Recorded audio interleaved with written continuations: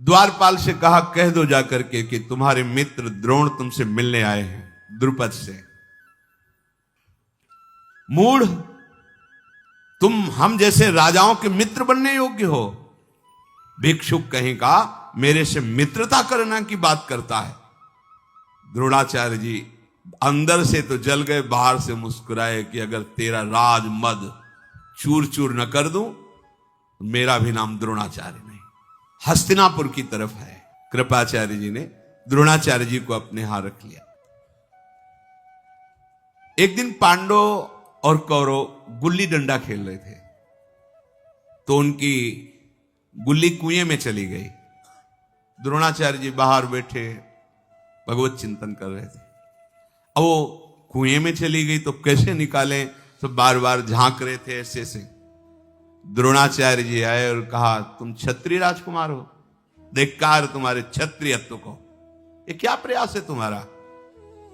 अंगूठी उतारी, कुएं में फेंकी और कहा, देखो क्षत्रिय का बल होता है अस्त्र विद्या। एक सीख ली और मंत्र संधान किया, मारा, गुल्ली अंगूठी सब सीधे ऊपर आ गई।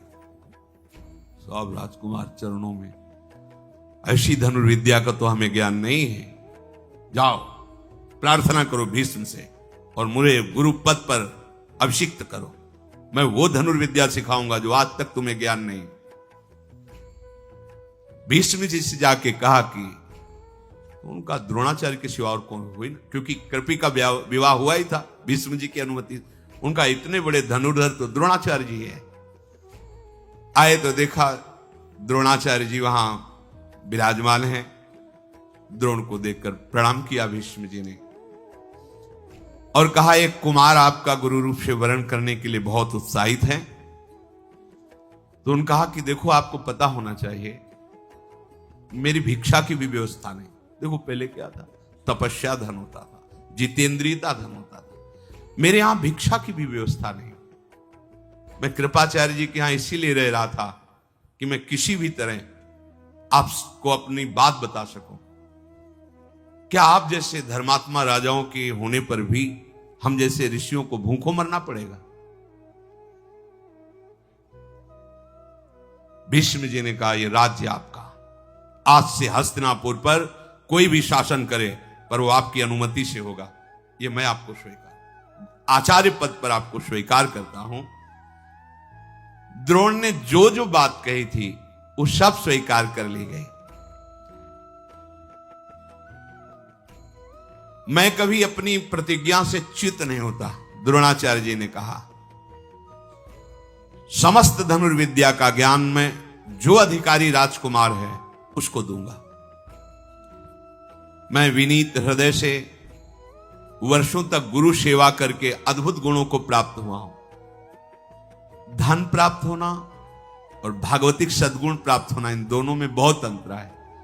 सब जगह से पूर्ण है, खाने की व्यवस्था, तपस्या के धनी है।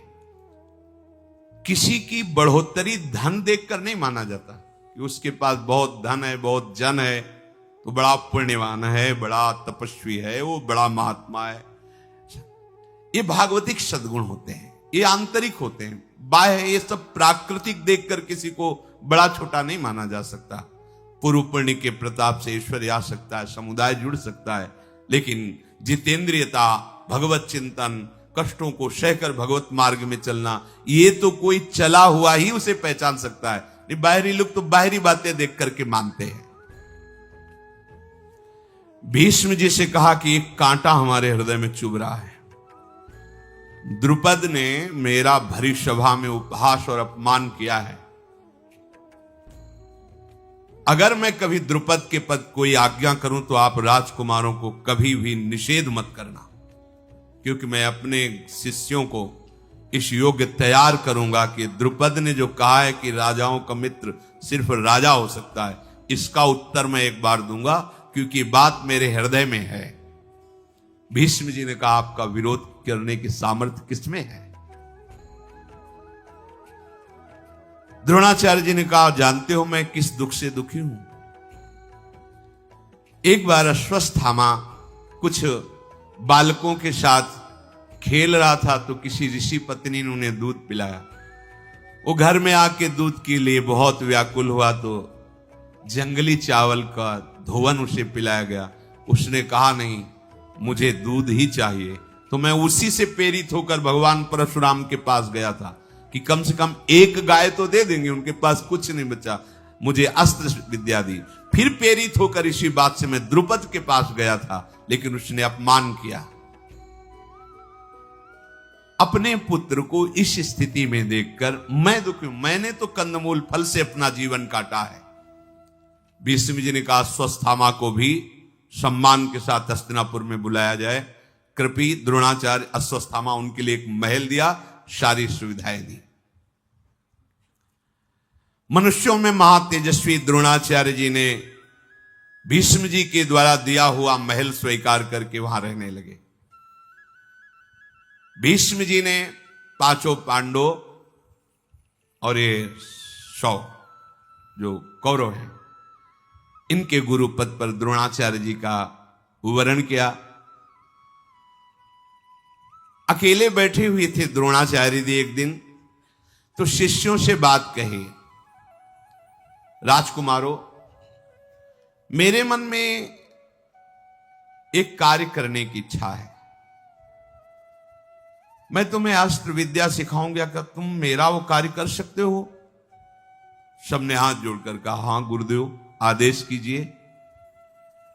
अगर गुरु की आज्ञा का शिष्य पालन न करे तो शिष्य ही कैसा। उनका द्रुपद को बंदी बनाकर मेरे चरणों में लाना। बाण मार दे बाहर से तो घाव भर सकता है, लेकिन अपमान का जो शब्द है वो हृदय में कांटे की तरह चुभता रहता है। इसीलिए कहा जाता है कि बाणी एक अमोल है, जो कोई बोले जानी, ये तराजू तौल के तब मुख बाहर आनी। जब ये बात कही तो सब चुप हो गए। द्रुपद कोई साधारण है, महाबलशाली राजा है। अर्जुन अकेले खड़े हुए, उनका किसी के सहयोग की जरूरत नहीं। गुरुदेव, जिस समय आपका आदेश होगा उस समय द्रुपद को बंदी बना के आपके चरणों में अकेले डालूंगा। आचार्य ने अर्जुन को बुलाया, हृदय से लगाया, वो मस्तक छूंगा। वीरवर, आज से ही मैं तुम्हें पृथ्वी का सर्वश्रेष्ठ धनुर्धर होने का वरदान देता हूं। प्रत्यंचा बाद में चढ़ा के सिखाएंगे, पहले आशीर्वाद। ये समर्पण होता है। बैठे तो सब हैं, समर्पण। गुरुजनों के हृदय की वस्तु का अधिकारी वही होता है जो समर्पित चित्त हो। समर्पित चित्त अपना महत्व नहीं, अपनी मनमानी नहीं, अपनी कोई चाह नहीं। अब जो ही कहां करें हम सोई, आयुष लिए चले निज दासी। पराक्रमी द्रोणाचार्य जी ने देवता, दैत्य, गंधर्व, सब जितने अस्त्र हैं, सब का ज्ञान पांडवों को और कौरवों को कराया, पर ग्रहण करने की शक्ति सबसे ज्यादा अर्जुन में आई, समर्पण की भावना में। ऐसे सत्संग हो रहा है, उपदेश हो रहा है, यहां से निकल जाएगा सर से। यदि आपका मन अहंकार रहित होकर गुरुदेव के चरणों में समर्पित है, तो वचन जाप के आपको घसीटेंगे प्रभु की तरफ। अहंकार गलित होता चला जाएगा और आत्मस्वरूप प्रकाशित होता चला जाएगा। आरत अधिकारी जब पावई, गूढ़ तत्व न साधु दुरामे। एक ही शब्द निकलेगा और सैकड़ों के भाव में वो अलग अलग प्रभाव डालेगा। जो जिस योग्य है वैसा ही प्रभाव उसमें पड़ेगा। शब्द वही है। जैसे स्वाति की बूंद केले पे गिरती है तो कपूर हो जाती है, शीप पे गिरती है तो मोती हो जाती है, आग में गिरती है तो धुआं बन जाती है तो वही। एक जगह परम शीतल कपूर, एक जगह मोती, धूल में गिरी तो मिट्टी बन जाती है। ऐसे ही गुरुजनों के वचन तो निकले, चातक के मुंह में स्वाति का बूंद जीवन बन जाता है। जो चातक की तरह हैं, उनका हृदय अध्यात्म रस से भर जाता है। जो मनमानी आचरण करने वाले और जो दोष दृष्टि रखने वाले, वो सत्संग सुनेंगे, पर सत्संग में दोष क्या है? अरे वो चीज ढूंढेंगे जिससे वो निंदा कर सके, वस्तु तो वही है, अधिकार के अनुसार अपना प्रभाव दिखाती है। पराक्रमी द्रोणाचार्य जी ने मंगलाचरण करके पांडव और कौरवों को धनुर्विद्या सिखाने लगे। अस्त्र विद्या में समस्त कुमारों को प्रवीण करने के लिए बड़ी सावधानी से अलग अलग गदा युद्ध, तलवार चलाना, बर्छी चलाना आदि आदि। जब ये प्रचार हुआ कि द्रोणाचार्य जी पांडव और कौरवों को शिक्षा दे रहे हैं, तो वृष्णिवंशी, अंधकवंशी और भी राजकुमार सम्मिलित हुए आकर के, उसी में कर्ण भी सम्मिलित हुआ द्रोणाचार्य जी की अस्त्र शिक्षा लेने के लिए। कर्ण इतने प्रवीण थे कि जो अर्जुन को द्रोणाचार्य जी सिखाते वो बिना सिखाए सीख जाते। एक बार देख लिया, क्योंकि अर्जुन को सर्वश्रेष्ठ धनुर्विद्या का ज्ञाता बनाना चाहते थे द्रोणाचार्य जी, और बनाया भी। कर्ण ये नजर रखता था क्या शिक्षा दे रहे हैं। यही शिष्य की उत्तम वृत्ति है कि अपने गुरु की प्रत्येक उपदेश, वो चाहे किसी को हो रहे हो, उन्हें सावधानी से सुनकर अपने हृदय में उतारना चाहिए। कर्ण बहुत ही प्रवीण बुद्धि वाले थे। बुद्धि को प्रकाश देने वाले भगवान सूर्य से प्रकट हुए हैं कर्ण, इसलिए बहुत ही बुद्धिमान। अमर्ष में भरा हुआ दुर्योधन जब कर्ण को देखता कि वैसी ही प्रवीणता है, तो उसको लगता कि भीम को संभालने के लिए तो मैं हूं, और अर्जुन को संभालने के लिए एक कर्ण अगर मेरा मित्र बन जाए तो मैं पांडवों पर सहज विजय प्राप्त कर सकता हूं। पांडुनंदन अर्जुन कभी किसी से बात नहीं करते थे। गुरु की आज्ञा में रहकर हर समय धनुर्विद्या का अभ्यास। आचार्य द्रोण ने देखा कि सब विश्राम करते हैं, लेकिन अर्जुन अभ्यास परायण है। द्रोणाचार्य जी के उपदेश को ग्रहण करके अर्जुन अनुपम प्रतिभाशाली, जो शिक्षा दी उसको अभ्यास के द्वारा सिद्ध कर ली। द्रोणाचार्य जी को शिष्यों में प्रियता तो थी, पर पुत्र में विशेष होती है, इसलिए सब शिष्यों को पानी लाने के लिए भेजते हैं। सुराही जैसा उसका मुख, नीचे बहुत बड़ा पात्र, जिससे सरोवर में काफी समय लगता उसको भरने में। अर्जुन को भी वैसा पात्र देते हैं। और अश्वत्थामा को बड़े मोहरे का, गए डुबोया भाग के आ गए, तो वो गुप्त दिव्य अस्त्र जो अन्य शिष्यों को नहीं देना चाहते थे, ब्रह्मास्त्र आदि, वो अश्वत्थामा को देते। अर्जुन ताड़ गए कि गुरुदेव ऐसा कर रहे हैं, तो अश्वत्थामा दौड़कर भरने जाता, वो वरुणास्त्र से, सुराही में ही सीधे पानी वरुणास्त्र से भर के पहुंच जाते। जो अश्वत्थामा को सिखाते हैं वो सीखते।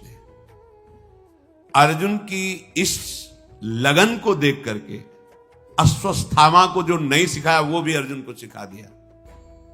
ब्रह्मास्त्र को वापस करना अश्वत्थामा को नहीं आता था, अर्जुन को आता था। अर्थात गुरु की प्रियता का वही पात्र बन सकता है जिसको लक्ष्य की प्राप्ति में प्रबल लगन हो। कुछ भी हो जाए, लक्ष्य की प्राप्ति करनी, ऐसा। अर्जुन वरुणास्त्र से अपने कमंडल को भरकर आचार्य पुत्र के साथ वो गुप्त रूप से दिव्यास्त्र सीखते। बड़ा अभ्यास किया अर्जुन ने, जब देखो तब अभ्यास में। द्रोणाचार्य जी ने रसोइये से कहा अर्जुन को कभी अंधेरा ना होने पावे भोजन के समय।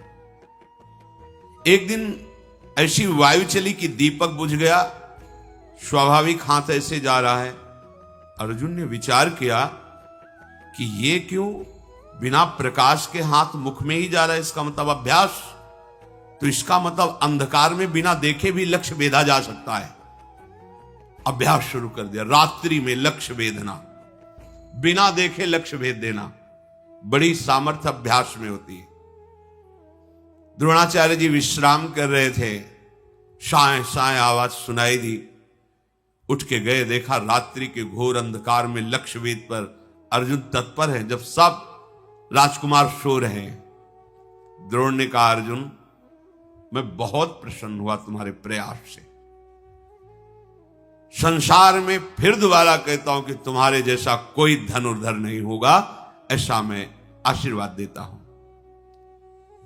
द्रोणाचार्य जी ने अश्व पर चढ़ना, गजराज पर चढ़ना, रथों पर चढ़ना, भूमि पर खड़े होकर अपने शत्रु पक्ष का विनाश करना, ये सब कलाएं सिखाई।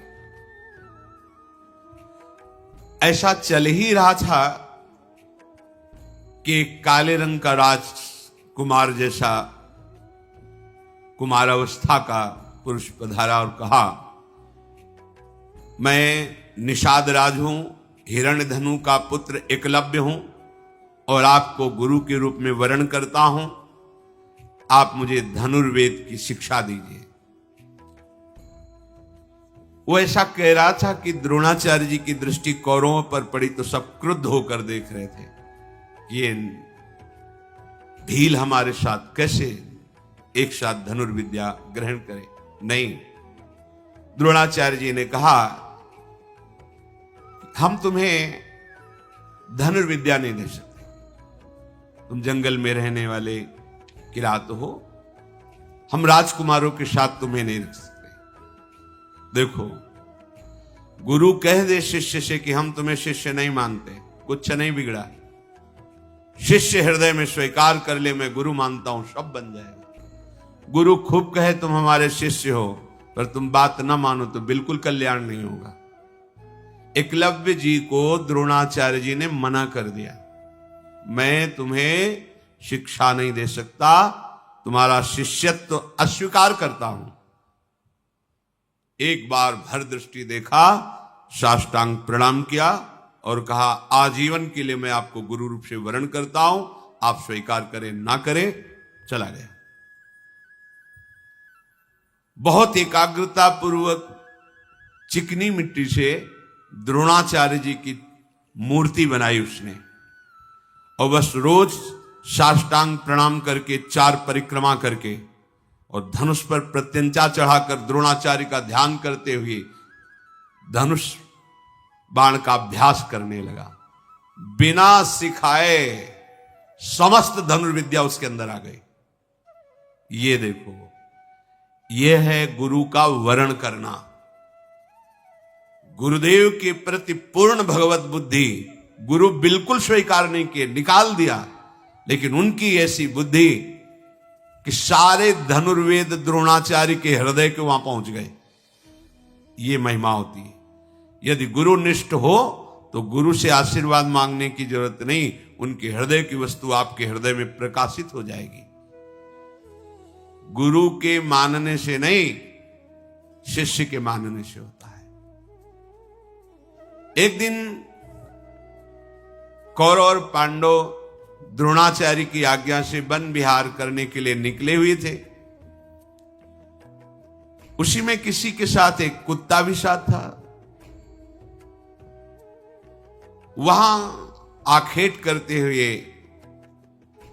एकलव्य, तो कुत्ता एकलव्य को देखकर फटे पुराने चिथड़े, काला शरीर, भारी जटाएं, तो भूंकने लगा।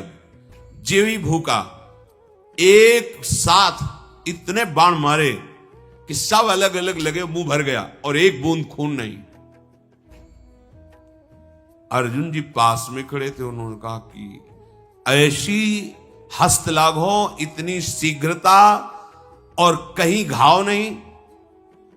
गजब का धनुर्वेद का ज्ञान, ऐसा महावीर त्रिभुवन में मैंने नहीं देखा। आगे जाकर देखा,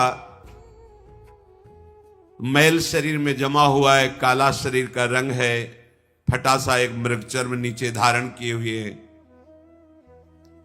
हाथ की फुर्ती, लक्ष्य का वेधने का ज्ञान। लज्जित हो गए अर्जुन। मेरे में भी ऐसी सामर्थ्य नहीं। इतना जल्दी वो भूखा, और अलग अलग बाण, और कहीं घाव नहीं, कहीं रक्त नहीं, और पूरा भर गया मुंह बाणों से। कुत्ते को कोई हानि नहीं। नजदीक गए और कहा, तुम कौन हो, किसके पुत्र हो, और धन्य है तुम्हारे गुरुदेव को जो ऐसी धनुर्विद्या दी। कौन है तुम्हारा गुरुदेव? उन्होंने कहा, राजकुमारों, मैं हिरण्यधनु का पुत्र एकलव्य हूं। भगवान द्रोणाचार्य का मुझे शिष्य जानो, और मैंने धनुर्वेद में विशेष परिश्रम करके गुरु कृपा से पूर्णता प्राप्त कर ली है। वो तो निराश हो गए कि द्रोणाचार्य जी ने तो मुझे कहा था सर्वश्रेष्ठ धनुर्धर होने का। अर्जुन बार बार एकलव्य की सराहना करते हुए अब मन नहीं लगा, वापस आ गए सब। अर्जुन ने एकांत में द्रोणाचार्य जी को प्रणाम करके कहा कि उस दिन तो आप हमें हृदय से लगा के कह रहे थे कि विश्व में तुम्हारे जैसा कोई धनुर्धर नहीं होगा, पर मैंने ऐसा धनुर्धर देखा जो मैं उसकी बराबरी नहीं कर सकता। कुत्ते की आवाज के साथ उसके मुख को भर देना, और उसमें के मुख में घाव ना होना, एक बूंद रक्त ना आना, इतनी शीघ्रता से, इतने हस्त लाघव गुरुदेव, और वो आपका शिष्य है, ऐसा कहता है। आचार्य कुछ देर मौन और ध्यानस्थ रहे, फिर कहा, चलो हमारे साथ चलो। वहां गए, एकलव्य ने देखा कि मेरे भावना में विराजमान गुरुदेव साक्षात आए हैं। धनुष प्रत्यंचा चरणों में रख के साष्टांग दंडोत हुआ, परिक्रमा की, और हाथ जोड़कर सर झुकाकर खड़ा हो गया। गुरुदेव आदेश कीजिए। शिष्य वही है, उसी का जीवन धन्य है जो गुरुदेव को प्रसन्न कर सके। गुरुदेव आपकी प्रसन्नता के लिए ये प्राण भी समर्पित हैं, आज्ञा कीजिए। द्रोणाचार्य जी ने कहा, तुम मुझे गुरु मानते हो? जी। तो गुरुदक्षिणा दीजिए, आज्ञा कीजिए। और धनुर्विद्या में सबसे ज्यादा कार्य दाहिने अंगूठे का होता है। ये दाहिना अंगूठा गुरुदक्षिणा में दे दीजिए। 1 सेकंड नहीं लगाया, काट कर अर्पित कर दिया। बिना अंगूठा के धनुर्विद्या। फिर द्रोणाचार्य जी ने कहा, धन्य, तुम्हारे जैसा शिष्य कोई बिरला ही होता है। मैं बहुत प्रसन्न हुआ। तुम यद्यपि उस कोट के धनुर्धर तो नहीं रहोगे अंगूठा काटने के कारण, फिर भी मैं तुम्हें प्रक्रिया बताऊंगा जिससे तुम्हें कोई परास्त नहीं कर पाएगा। पर इसके परिणाम से तुम्हें वो लोग प्राप्त होंगे जो बड़े बड़े याज्ञिक और तपस्वियों को प्राप्त होते हैं। तुमने मुझे प्रसन्न कर लिया। द्रोणाचार्य जी बहुत प्रसन्न होकर मध्यमा और तर्जनी, इन दो की, पर वो जो अंगूठे से होता है इसीलिए सर्वश्रेष्ठ धनुर्धर अर्जुन रहे। नहीं, एकलव्य उनसे बढ़कर था। एक गुरु के समीप रहकर गुरु के सिखाने से ऐसा धनुर्धर, और एक गुरु की पूर्ण समर्पण वृत्ति में है तो मिट्टी की मूर्ति बनाकर इतना बड़ा धनुर्धर। यह अध्यात्म मार्ग समीप रहना या दूर रहना, इसका कोई महत्व नहीं। यदि आप गुरु पर भाव रखकर उनकी आज्ञा पर चलते हो तो लाखों कोस दूर होने पर भी आप गुरु के समीप ही रह रहे हैं। और समीप रह रहे हैं, उनकी आज्ञा का उल्लंघन करें तो समीप रहते हुए भी आप लाखों कोस दूर हैं। गुरु के हृदय की वस्तु को आप झांक नहीं सकते, पा नहीं सकते। अब उतनी शीघ्रता से बाण संधान करना तो नहीं हो पाया एकलव्य का, तर्जनी और मध्यमा से, जैसा अंगूठे से होता था। पर द्रोणाचार्य जी भरे राजकुमारों की सभा के बीच में कभी कभी एकलव्य की गाथा गाते। ये मिला एकलव्य को कि गुरु शिष्य का यशगान करता है। धन्य है ऐसा शिष्य, धन्य है ऐसा वीर। एक बार भी नहीं कहा कि गुरुदेव अंगूठा चला जाएगा तो फिर धनुष कैसे। अच्छा, वो जंगल में रह करके जीवन व्यतीत करते हैं, उनको अनिवार्य है धनुर्विद्या का ज्ञान होना। द्रोणाचार्य जी ने गदा युद्ध में दुर्योधन और भीमसेन ये दोनों आगे निकले। सबको गदा युद्ध सिखाया, पर ये दो आगे निकले, दुर्योधन और भीमसेन। अश्वत्थामा धनुर्वेद के रहस्यों की जानकारी में बहुत बढ़ चढ़कर हुए। नकुल सहदेव तलवार की कला में सबसे आगे निकले और भाला चलाने में महाराज युधिष्ठिर बिना देखे भी आवाज पर भाले से प्रहार कर सकते थे महाराज युधिष्ठिर। बुद्धि की, मन की एकाग्रता, उत्साह, अस्त्र विद्याओं की प्रवीणता, अस्त्रों का अभ्यास, गुरु के प्रति समर्पण, ये सब अर्जुन का सबसे ऊंचा था। धृतराष्ट्र के पुत्रों के हृदय में दुष्टता वास करती थी। वो पांडवों को प्रवीण देख करके बहुत हृदय में जलते थे। खास करके भीमसेन को देखकर दुर्योधन का हृदय जलता ही रहता था।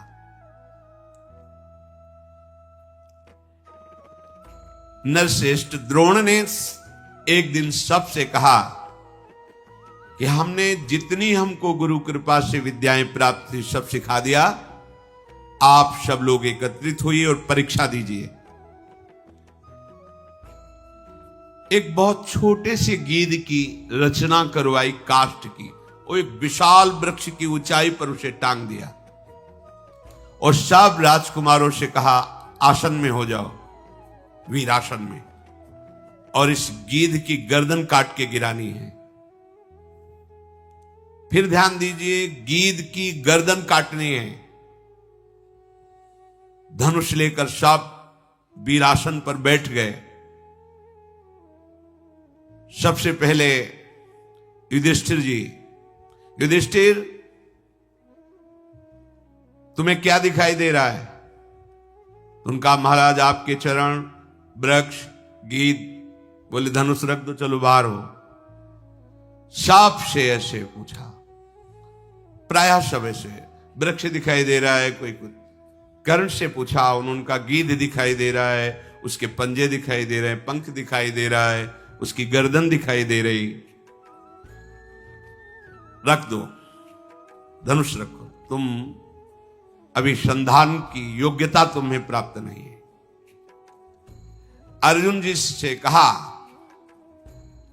तुम्हें गीध की गर्दन पर वार करके उसकी गर्दन काट के गिरानी है। मेरी आज्ञा का इंतजार करो। हां, बोलो तुम्हें क्या दिखाई दे रहा है? अर्जुन ने धनुष को खींच करके लक्ष्य पर दृष्टि रख करके कहा, गुरुदेव केवल गीध की गर्दन दिखाई दे रही। नहीं, किस रंग का है, उसके पंखे कैसे हैं, किस डाल पर है? गुरुदेव नहीं, केवल गीध की गर्दन दिखाई दे रही। प्रहार करो। काट के गिरा दिया। रोमांच हो गया द्रोणाचार्य जी के, और सब राजकुमारों से कहा केवल लक्ष्य दिखाई देना चाहिए, बस लक्ष्य वेदने पर ही। हृदय द्रोणाचार्य जी का भर आया और अर्जुन को हृदय से लगा करके सदैव सुखी रहो। आशीर्वाद मांगना थोड़ी पड़ता है। जब उपासक सच्चाई से भजन करता है तो गुरु कृपा कवच की तरह उसकी रक्षा करती है और आगे बढ़ाती है। क्यों? क्योंकि गुरु कृपा और हरि कृपा दो नहीं। वो हरि कह रहे तुम केवल भजन करो, वियोगक्षेमम वहाम्य हम, जो प्राप्त कराना है मैं प्राप्त कराऊंगा और जो है उसकी रक्षा करूंगा। योगक्षेमम वहाम्य हम। समस्त राजकुमारों के साथ श्री द्रोणाचार्य जी गंगा जी के स्नान करने के लिए, आओ गंगा स्नान करते हैं। और वहां एक मगरमच्छ को प्रकट किया। द्रोणाचार्य जी की पिंडली पकड़ ली। द्रोणाचार्य जी चिल्लाने लगे, छुड़ाओ छुड़ाओ, देखो मुझे, ये ग्राह पकड़ लिया है मगरमच्छ। यद्यपि ये उनकी माया से बड़ी विद्याओं के ज्ञाता थे। भगवान परशुराम जी के शिष्य, भरद्वाज जी के पुत्र, आग्नेय के शिष्य, बड़ी महिमा से ये अपने शिष्यों की परीक्षा के लिए। अब जितने कौरव थे वो तो सब भागे किनारा छोड़ करके। युधिष्ठिर आदि विचार में पड़ गए। अर्जुन ने प्रत्यंचा चढ़ाई, सैकड़ों बाणों से बीन दिया जल में उस ग्राह को।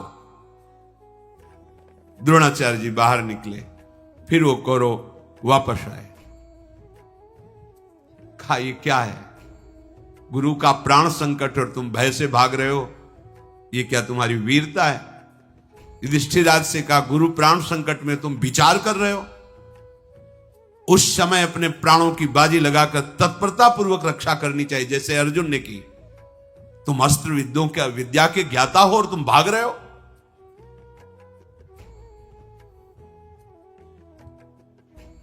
बहुत प्रसन्न हुए द्रोणाचार्य जी और सबके बीच में वहीं गंगा किनारे अर्जुन से कहा स्नान करो, और एक अमोघ अस्त्र दिया जिसे ब्रह्मशिर नाम का अस्त्र कहते हैं। उसकी विधि, उस अस्त्र का संचालन करना, उसको वापस करना, और कहा अर्जुन कभी इसे किसी मनुष्यों पर प्रहार मत कर देना, नहीं पूरी सृष्टि को भस्म कर देगा। जब कोई दैवी शक्ति संपन्न या आसुरी शक्ति संपन्न कोई बहुत बड़ा बलवान त्रिभुवन विजेता हो, तब इस अस्त्र का संधान करना, अर्थात पूरी सृष्टि का विनाश करने में सामर्थ्य, और इस अस्त्र को कोई मिटा दे ऐसा कोई अस्त्र नहीं है। अर्जुन ने तथास्तु कहकर द्रोणाचार्य जी को प्रणाम करके इस महामहिम पूज्य ब्रह्मशिर नामक अस्त्र को धारण किया।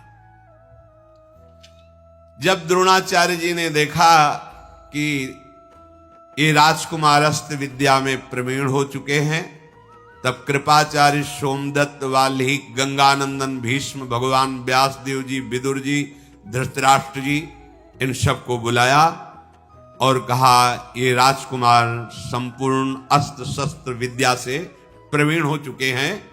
हम सब राजकुमारों का योग्य, जो शास्त्र विद्या में, शस्त्र विद्या में, राजनीति में प्रवीण हुए, एक रंगमंच बनाया जाए और इनका युद्ध कौशल दिखाना चाहते हैं।